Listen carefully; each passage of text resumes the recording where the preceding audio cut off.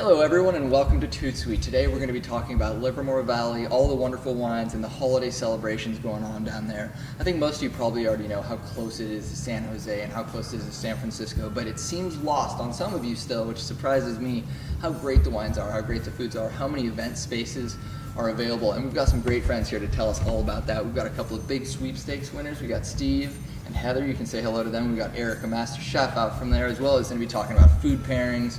We've got an entire show worked out for you to help you with your holidays, with your shopping, with your wine drinking, and ways to make that perfect. ldwine.org is a great place to find all this information about the holiday celebration that's going on December 6th and 7th. ldwine.org again, and you are on ToutSuite.com. For all of the audience out there, feel free to ask questions, tweet them in, let us know. We'll try to answer them, and we'll get back to you as soon as we can with those. For the time being, I think we're going to start with Heather talking a little bit about some holiday gifts you have in your tasting room. All right, so coming out to the Livermore Valley wine country is a great place, a great start to come out. At McGrail Vineyards and Winery, we have some fun, unique gifts. So something like this, it's made from one of our barrels. And so what we've got is, it's a cutting board, a cheese platter, whatever you need it to be. But this is not only the perfect thing to bring to a party, it's also the perfect hostess gift. And then if you don't want to go quite that big, one of our easy gifts is this little chill spout. So pair this with a bottle of Chardonnay, and basically what it does is you stick this in the bottle of Chardonnay and it's cold within just a few minutes. So we love to have that for the parties that you're going to. If you want something a little more personalized, we have something like our candle here. Okay. If you guys went to the winery together, loved the tasting room, want to bring a little piece of it home, something really inexpensive, this is great, and it smells amazing. Smell that. So one of the fun things... Smells like pumpkin pie. It does. It's all spices, which I absolutely love. Can I ask you to pour us a little wine? Do you have something you brought with us to share? Oh, that'd be awesome. Yeah. So speaking of gifts, this does smell really good. I'm keeping this. So if you want to go, but what I love what you're saying, because also people get to go to your winery and they get to taste wines, they get to have fun with their loved ones, they get to shop for other people. So that's a lot of things on the checklist while they're having fun. Absolutely.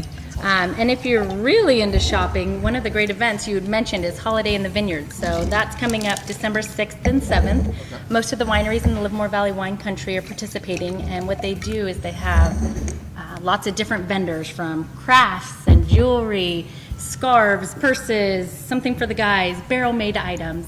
And so you get to wine taste. Usually there's a food pairing involved. You get to try something to eat from one of the food vendors, and then you'll get to shop as well. So it's a perfect opportunity to come out to the Livermore Valley. That's fantastic. ldwine.org in case you missed that.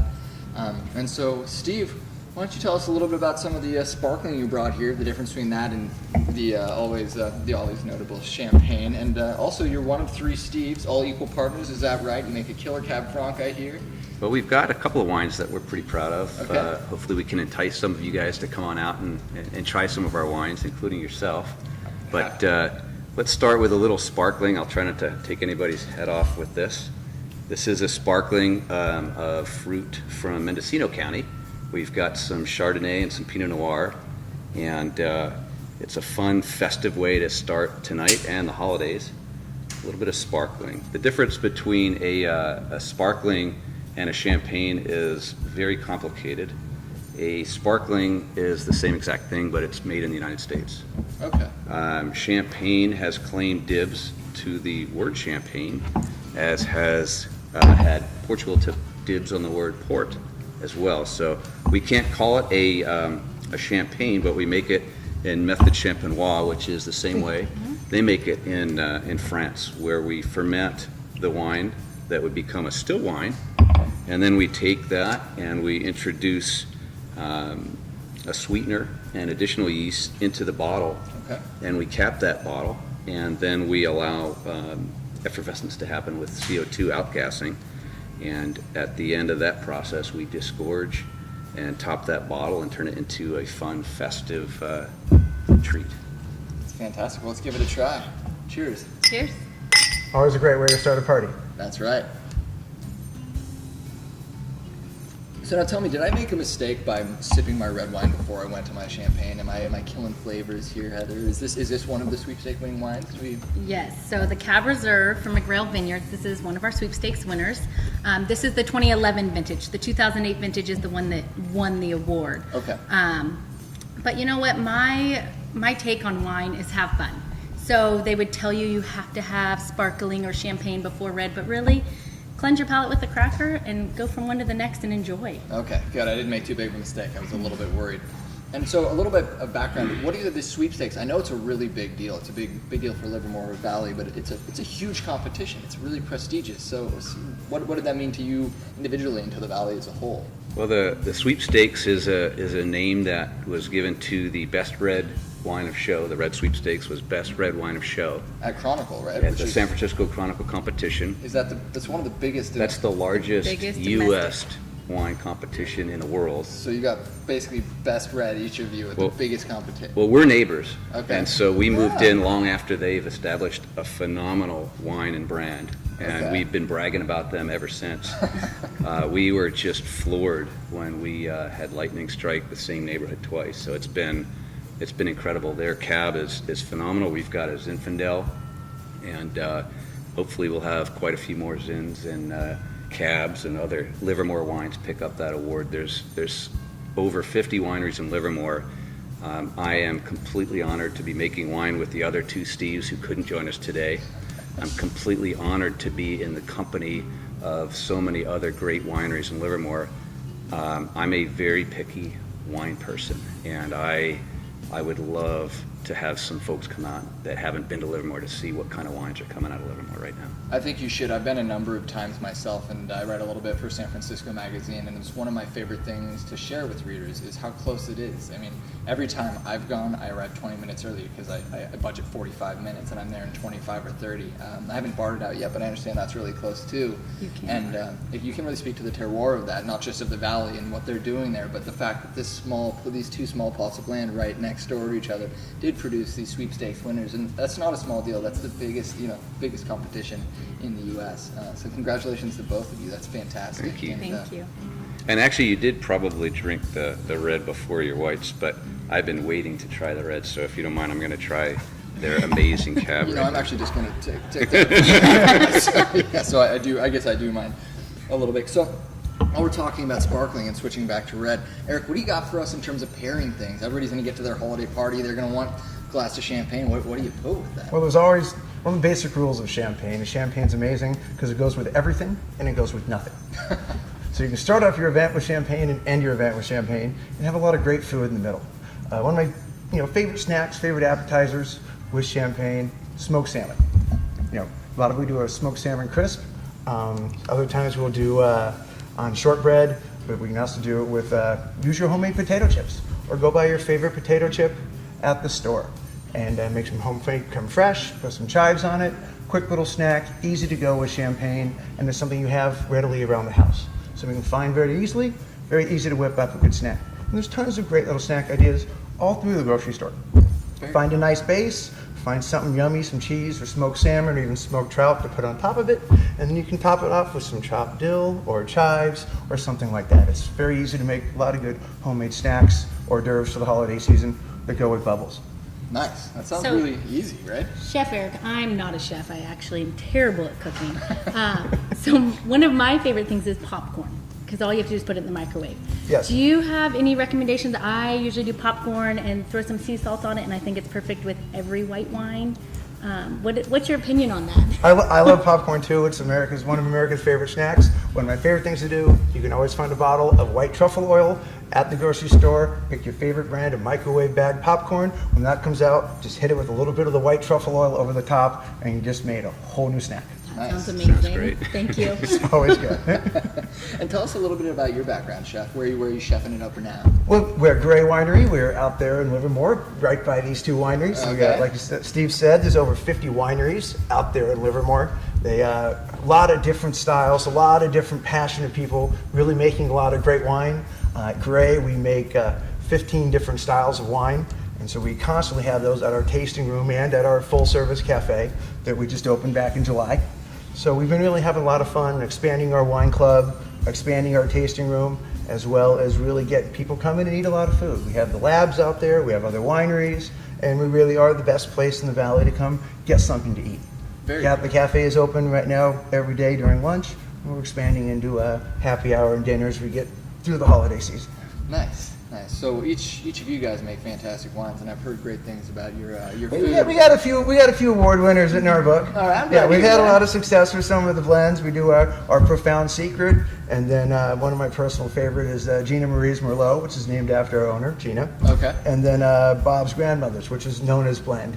That's where our new event center, Bella Rosa, came from, named after Bella Rosa, his grandmother. And so she has this really great bottle with a picture of the family on it, and it's an amazing wine. And we've really had a lot of luck. Fantastic. We're not quite there with you guys, but we're close. They're on their way. We're close. Again, we're talking about Livermore Valley. We're talking about the wonderful wines that come from there, about the holiday festivities that are coming up, about your opportunity to go visit these guys, buy things in the tasting rooms for all of your friends and family, for yourselves while you're tasting wines. It makes a heck of a shopping experience. And we're also talking about how close it is to San Francisco and everybody else, and all the awards that Livermore Valley has been winning, specifically these two. But for the moment, I'd like to do a little chef's challenge. Why don't you describe one of your favorite wines that you make, and he can give us a pairing that isn't too complex so that they might be able to replicate it or reach out to you, get more information. Then you follow up, and then we got a couple surprise guests following them. Perfect. My favorite grape on the planet is Cabernet Franc, and for the other two Steves, I apologize because they would have a different favorite grape, but But you're that's here, mine. so That would be mine. Cab Franc. Gotta love Cab Franc. It's one of the big 5 Bordeaux varietals. Personally, I'm more on the carnivore side of the scale, but I do a lot of vegetarian and pescatarian cooking. As far as Cab Franc, I would love a great roasted duck breast or duck confit, which you can pick up at any store.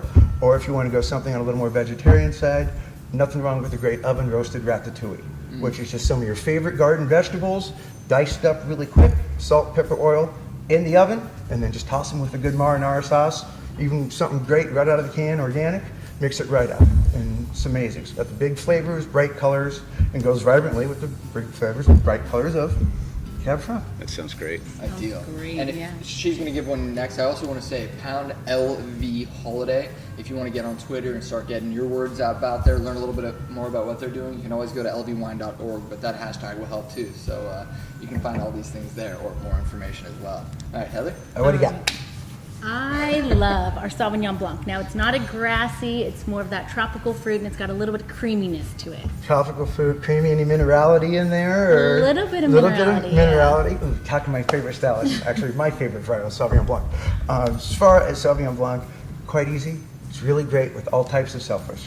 You can go seared scallops. You can go with grilled prawns. You just got to be careful with your sauce. Generally, I'd recommend, since yours is a little bit cleaner and crisp, I'd go with something that can maybe deal with a little bit of maybe some porcini butter or something else. And a lot of those things are all ingredients you can find at one of your favorite high-end stores. And just, make sure you season them up, sear them off, and then top them with your favorite sauce. All right, Very sounds simple. good. You Thank gotta love you. shellfish and Sauvignon Blanc. Awesome. Well, thank you two for coming out, Steve. Thank Thanks, Ian. Heather. you. Everybody, make sure you go visit their wineries, plan a day. Something that I didn't mention actually about Livermore Valley is that all the wineries, or most of them, really are in close proximity to each other. So when you make a trip, I know I would never suggest drinking and driving. What you can know is that you can move really quickly between the different wineries and between the different experiences. And what you're able to do then actually is compare the wines and the terroir from the different places. So you can buy bottles, you can do all those things, but you really are going to be able to visit a lot of places, taste a lot of different things, and at each of the tasting rooms, prepare for the holidays. And Courtney and Chris, who are joining us, are newlyweds. We are. Congratulations, Thank y'all. you, thank you. We got married in June. Congratulations. Thank And you you. also are one of the newest members of Livermore Valley Wineries, is that correct? Yeah, it'll be a year. Almost a year. Almost a year. As of December, Holiday in the Vineyards. So we're really excited because this will be our second go at Holiday in the Vineyards, which is so much fun. It's just such a great event. And that's December 6th and 7th, 6th just in and case 7th. we didn't say that. Yes. lbwine.org is where you can find out more about that, just in case. For all case you you missed the just first few tuned in. times. I also have that tattoo, just in case you want to see that later. I'll be helping out. Well, why don't you guys tell us a little bit about the event situation Yeah. going down in Livermore, and then a little bit about your winery. Right. So we got married in June. Livermore is an absolutely gorgeous destination for anybody who's looking for not only a wedding spot, but any sort of event. Holiday parties are fantastic out there. There's amazing, beautiful venues that have gorgeous vineyard views. To name a few, there's Wente, there's Crooked Vine, which I actually worked for about 4 years there in their wedding program, and Garré. You can speak a little bit about the new Bella site, but Oh, that's right. Yeah. Brand new. Brand new. yeah. A But lot of there's- labor of love. Yeah, there's so many venues that hold, different size capacities that, it's just becoming Livermore is really an up and coming spot for those destination weddings, which is great. That is very cool. And Yeah. I saw in my experience there, while I wasn't married there myself, every winery you go to really has a different flair and a different personality. So while you're there, you're able to really pick and choose what you want out of your wedding, Yes. and out of your experience, and the wines as well. There's a huge variety there. So I'm going to stop talking about it. Let them talk a little bit more. Tell us about your winery, Chris. We started the winery, I guess we started making our first wines in 2010, but didn't have a spot until, I guess, I'm drawing a blank, last year. Last year. Was when we were able to actually move into our own bonded little tiny facility. Okay. We have a 500 square foot back end of a garage. Yeah, so they call us the sort of the garagista Okay. Yeah. winery. Up and coming. Up Yeah. and coming for sure. You know, Yes. we don't have all the luxuries like a forklift, so we do a lot of stuff by You hand. look like you have powerful shoulders. It did, yeah. That's not a problem. My back isn't that powerful right now since we just finished harvest. Yeah, you should see me. Full barrel of wine over that. Yeah, two at a time. Yeah, 2 at a time. I don't have time to waste. Those are at least, so. what, 50, 100,000 pounds? 50, 100,000 Yeah, exactly. it's a big number. A lot of zeros. Somebody must have told you that. Yeah. So we're only open about 6 times a year. So Really? we Okay. love when these Livermore events come up because that gives us a chance to open to the public and have people come visit us at our winery, which is great. Is that true of this event as a whole? Is it a lot of the Livermore Valley wineries that are typically not available to the public regularly are open? Everybody who is in the Livermore Wine Growers Association is included in this event. Okay. We all have different activities going on during the event. We have holiday music. We're all decorated. All of the wineries are open, which doesn't necessarily happen every single weekend. So it's a great event to come out and see your favorites for sure. Okay. Yeah. Well, that's really cool Yeah. because a lot of the wineries they aren't as accessible sometimes because Right. they're just building up or Mm-hmm. they're still small and Or getting started. newbies. Yeah, newbies. But yeah, we've got to love those newbies. Yeah. You, however, Garré's been around for a little while. Garré's been right? around for close to 13 years now. Okay. And for many years, we were just in our old tasting room in our old cafe. And we just finished building the Rosa Event Center, which is Right. 15,000 square feet. One of the largest ones out there. And it also has our full service cafe, wood burning pizza oven, outdoor patio. And that's open 7 days a week from 11 to 2, 11 to 3 on the weekends. We'll be expanding more as we get into springtime and doing happy hour and dinners as well. But that also leaves, our tasting room is open Friday, Saturday, Sunday. We have a very large wine club. Like I said, we have a lot of different varietals. We do a lot of different bottles. And of course, we sell those in the cafe as well. And we do a lot of food and wine tastings, a lot of food and wine pairings. As the chef and helping run the vineyard, I do a lot of food and wine matchups, right on the menu, work with the staff. We really want people to come out and have fun at all the wineries. Because we're all out there doing something passionate. We're great because we have a cafe, so people can come and eat as well. There's not a whole lot of spots to eat out in the valley, so we're right there and centrally located. So it's really easy for people to come to us. And like I said, we have all the different event centers. We have 6 different venues, so we can do anything from weddings of 20 people to weddings of 350. Wow. So we can do a lot of different things, indoor, outdoor. And there's a lot of great event centers out there. I mean, we really encourage people to look around in Livermore, discover it, check it out. I mean, we're 45 minutes from downtown San Francisco. Yeah. People don't realize that, it's how close we so really easy. are. Yeah. Well, also there's a lot of history. If I remember correctly, you guys, it was one of the first areas of California to be planted, with vines at all. And so you've got that history. And if I believe I heard recently that for the first time you have passed the level of wineries that were in the Livermore Valley at the time of Prohibition, because it was really growing and blowing up. And then of course Prohibition made that a little tough on a lot of the people making alcohol, I suppose. But you have surpassed that number, so you have then now grown beyond that level, which is really significant. So you've really got this hot spot of food, a wonderful place to have events. So many of the other wine countries in Northern California are very limited in terms of events, both for permitting reasons, for distance from the city, and frankly because of, I don't want to say overpriced, but that's exactly what it is. So I will use. That's fair enough. I'll agree with that. Well, let's loop back around to some of your wine and talk about that, and then we'll talk about some pairings and put that to the test again with Chef over here. Sure. Yeah, We'd we- love to pour you our Barbera. Yeah, I think that's a great idea. Want to talk about it? Yeah. So this is our 2012 Barbera. It comes from a small vineyard on Vasco Road, the south end of Vasco, owned by the Friedendahl brothers. It kind of fell in my lap. He came knocking, going around wineries looking for somebody to take the grapes that year, and I decided to give it a try, mostly because I'd never made a Barbera before. Okay. And I really enjoy it. I'm wishing I'd taken grapes the next year. It spent about 18 months in newer French oak barrels. There's some barrels that had some Chardonnay in them the previous year. Okay. So it's got a good amount of oak. Barbera is an Italian varietal. Lower tannins and higher acidity than a lot of the other red wines. Yeah. Okay. And you said new oak, and so what is the oak going to do to the wines? You're talking about tannins. For the novice out there, what does that all bring together for the wine? The oak is going to soften the tannins and then, of course, add some oak flavors to it, some smoke. The tannins are that pucker you get when you first get the sip in there, right? The tannins are kind of the dry dryness on your tongue. I'm drawing on.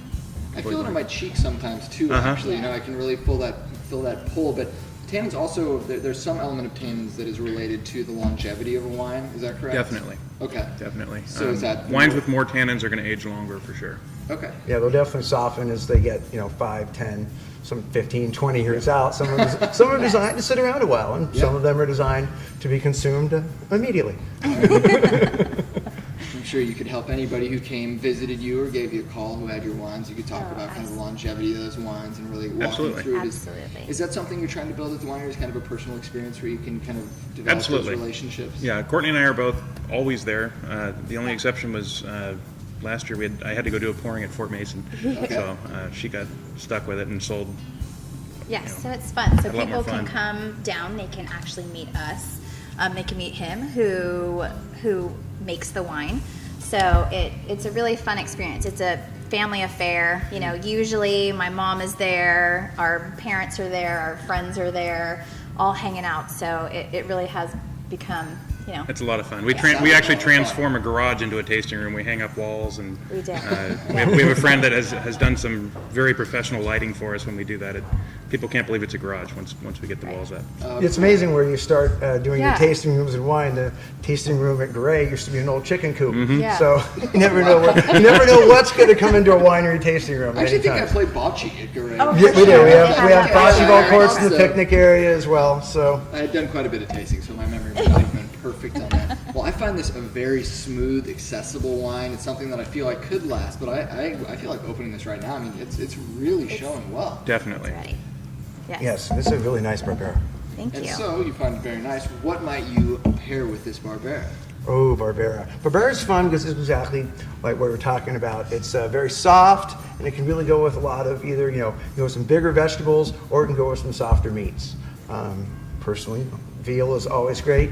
Lightly sauteed, a little bit of roasted garlic can stand up to the softness and the tannins of this. You can also take it the other side of the spectrum, and you could do some grilled vegetables. Grill and smoke would match up very well with this, as well as if you're just doing something in an oven roast, like a wood oven roasted anything. Wood oven roasted poussin or wood oven roasted chicken. Not that we all have those around, but I get to play with the one we have at the winery. There you go. But you can always turn on the grill, and you can do a lot of great flavors, getting those grilled flavors that would match up with a great wine like this. You can always say steak, but there's other things that go great with Barbera as well. If you were going to do it with a stick, well, sorry, I didn't mean to interrupt. that's If you were going to do it with a stick really quickly, what kind of sauce would you put on that, or would you? Oh, you got to have a great sauce to make a great meal. You can have a good meal without sauce, but you got to have sauce to have a great meal. That's just a chef part. But I would definitely use some of the wine to make a little bit of sauce. Maybe something as simple as a beurre rouge, or maybe toasted black peppercorn, and that's just reducing down some of the wine, whipping in some butter at the last second, and being able to pour it over the top. It's a very simple sauce. Everybody can finish that way. But if you're using the wine to make the sauce for the steak, and that's the wine you're drinking, they already naturally match. Very cool. We just got a question from our audience. Actually, we have quite a few, and for those of you who are tweeting, we will probably not get to those questions today because we're running out of time. But Wendy from Bellevue would like to know what holiday traditions are unique to Livermore Valley. Is there anything that you guys Unique. really got the lockdown on? I I don't know about unique. Certainly to- Holiday in the Vineyards Yeah, would is a be good one. on the 6th and 7th. So, oh, yes, Yeah. that's right. But I think for us, this is our first holiday as a married couple, and so we're thinking about doing something a little bit different as far as pairings. We're thinking maybe a chipino or Okay. lamb or something like that, Yeah, because like a Barbera nice goes barbecue great roasted with lamb. tomato-based sauce. So we're thinking about doing something like that. But yeah, as far as Livermore Valley traditions, do you know of any offhand that? Well, most of the traditions I've discovered in Livermore kind of resemble my family. We like to drink a lot of Yeah. wine and then talk about what we're going to do next year and form traditions and do that repeating over and over again. Yes. But we definitely enjoy drinking the wines of Livermore out there. We've had a lot of people booking holiday parties, a lot of more people coming out on the weekends to the tasting rooms, really tasting the wines, getting very interested in what's going on out there. So with the Café and with other great wineries, whether they're getting big awards or have big names or just making their mark, everybody's out there doing something really passionate, and we're kind of developing those traditions together. We're really coming together as a wine region, and it is fun. We've started doing a lot of parties and events like the Holidays in the Vineyards, and those are actually kind of becoming our traditions And it's fun because to we bring, get to invite people out to sorry. our home. This is our home out there. It's fun to bring family members. I mean, a lot of time during the holiday, you have people coming in from out of town. You don't necessarily know what to do with them. And so taking them out wine tasting around Livermore Valley is a perfect day, weekend planning trip that's just easy to do. Yeah. Very cool. All right, well, we're going to close this out. We're going to close it out with one question, and then, like all Ray Mills, we'll close that out with a little bit of a word on dessert from Erik over here. But the question for any one of you or anybody in the audience who is welcome to come over and answer. Wendy would like to know, Washington wants to know, what is challenging about creating a Barbera? No. For me, what was challenging was I hadn't made one before, so I had to do a decent amount of research on what other people are doing with successful Barberas. We went out and purchased quite a few bottles of Barbera just to kind of get a better feel from it, because I'd had it before, but I'd never studied it. Okay. So to get ready to make a Barbera, you drink a lot of Barbera first. Pretty much. That's like that's that. the best way to That's start. that's The most best way. challenging thing for this particular Barbera was probably picking it. We actually had to Yeah. trick all of our friends and family into coming out to help pick it because it was such a Oh, nice. small field. We only ended up with enough to make 2 barrels of this, so this is a Wow. very small lot. Very Wow. limited. How cool. I mean, so people have thousands of barrels. Probably even more than that. So that's a really, that's fantastic. People are lucky to get that. Absolutely. And to close this session out, talk a little about dessert. What is a great holiday dessert? What kind of wine would you pair with that? There's all the classic desserts. I'll go through the medley of pies of pecan and pumpkin and meringues and different things. I always like to go to French when I like for desserts. Creme brulee, you can never go wrong. And always around the holidays, you always have some extra bread around. I highly recommend people going for bread pudding. It's very easy. Take some old bread, some old croissants, a little bit of milk, some sugar, some eggs, add in your favorite cinnamon, nutmeg, throw it in the oven, bake it off. Sounds delicious. Nice moist layer on top. It's going to come out perfect every single time. So bread pudding's an easy one because then you can add ice cream, you can add chocolate sauce, you can add rum. But as far as dessert bit of wines, port. oh yeah, Yeah. Port Good is night. always great. Port is one of the best dessert wines. There's also some really great sweeter style dessert wines we're making out there in the Livermore Valley that are a lot of fun. Well, you just have to go and try those. So, lvwine.org, this is where everybody's from. It's what everybody's talking about right now. They're winning all the biggest awards in the country, and they are also throwing one heck of a holiday party. I happen to have Holiday in the Vineyards poster for you right here. Again, all that information is at lvwine.org. It's closer than you think, which is their old tagline. I'm happy I was able to remember that. And I'm also really happy to have had all of y'all here. So thank you so much for coming. Thank Let's raise a you. glass to you, to Livermore Valley, into the holiday season. Go there, buy your gifts, enjoy it. Here you go, crowd. Happy.